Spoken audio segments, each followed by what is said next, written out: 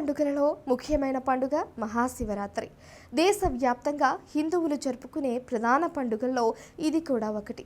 మాఘమాసం బహుళ చతుర్దశి నాడు పరమేశ్వరుడు లింగ రూపంలో ఉద్భవించినట్లు పురాణాలు పేర్కొన్నాయి. లింగోద్భవం జరిగిన రోజే మహాశివరాత్రిగా జరుపుకుంటారు. శివుడి పండుగల్లో ఇది ప్రధానమైంది. మహాశివరాత్రి రోజు ఉపవాసం, జాగరణ ఉండటం హిందువుల సాంప్రదాయం. ఉపవాసం ఉండే ముందు రోజు, ఉపవాసం మరుసటి రోజు మాంసాహారం, గుడ్డు మొదలైనవి తినకూడదు. మద్యపానం సేవించరాదు.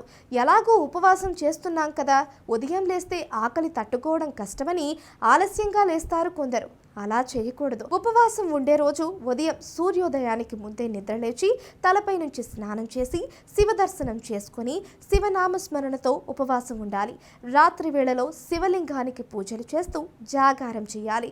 పూజా విధానం, మంత్రాలు తెలియకపోయినప్పటికీ ఉపవాసం, జాగరణం, బిల్వార్చన, అభిషేకం లాంటి వాటిలో పాల్గొంటే చాలు శివానుగ్రహం లభిస్తుందని వేద పండితులు బ్రహ్మశ్రీ పురాణం మహేష శర్మ చెబుతున్నారు.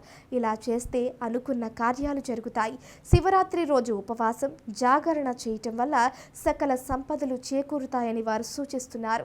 శివరాత్రి మొత్తం శివనామంతో ఓం నమఃశివాయ అనే పంచాక్షరి మహామంత్ర జపం, స్మరణతో జాగరణ మీలో నిక్షిప్తమై ఉన్న అనంతమైన శక్తిని జాగృతం చేస్తుంది. శివరాత్రి మరునాడు ఉదయం శివాలయాన్ని సందర్శించి ప్రసాదం తీసుకుని ఇంటికి వచ్చి భోజనం చేసి ఉపవాస వ్రతం ముగించాలి. అందరూ గుర్తుపెట్టుకోవాల్సిన ముఖ్య విషయం, శివరాత్రి నాడు ఉపవాసం, జాగరణ చేసిన వారు తరువాతి రోజు రాత్రి వరకు నిద్రించకూడదు. అప్పుడే సంపూర్ణ ఫలం దక్కుతుందని పురాణాలు చెబుతున్నాయని పండితులు చెబుతున్నారు. మహాశివరాత్రి రోజున శివ ప్రతిష్ఠ చేసిన, శివ పార్వతుల కళ్యాణం చేసిన ఎంతో శ్రేష్టం.